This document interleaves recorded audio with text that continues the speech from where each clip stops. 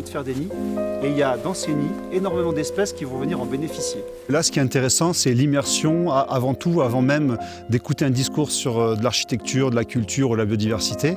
Ce sont des gens qui sont en immersion, là, dans une forêt, dans la neige, en montagne. Donc l'immersion dans le milieu hivernal, que je pense qui est la sensation, elle est là, quoi. Sentir le froid, la pureté de l'air, la beauté des reflets sur la neige, sentir sous ses pieds la douceur quand on fait sa trace. Ça va sûrement être la première impression, la vue aussi, puis bon, une ambiance aussi humaine, avant même les connaissances qu'on a, ces sensations-là, quoi.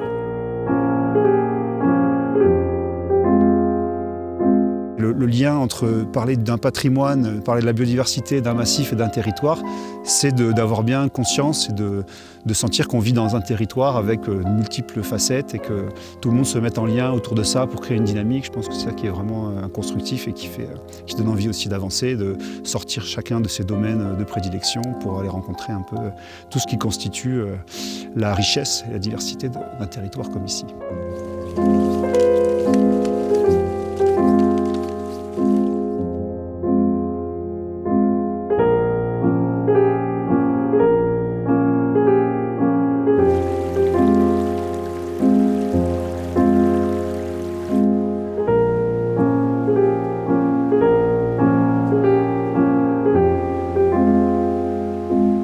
Moi, j'appelle ça aussi des sorties nées au vent.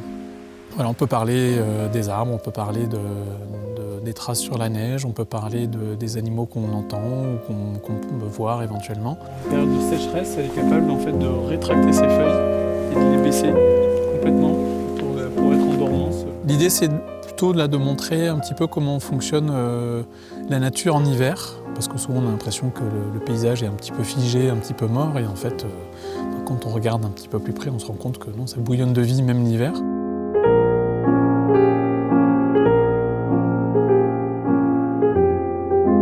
Et un des objectifs qu'on a, c'est que les gens se rendent compte de la richesse qu'il y a autour d'eux, que ce soit au niveau du patrimoine naturel, au niveau du patrimoine humain.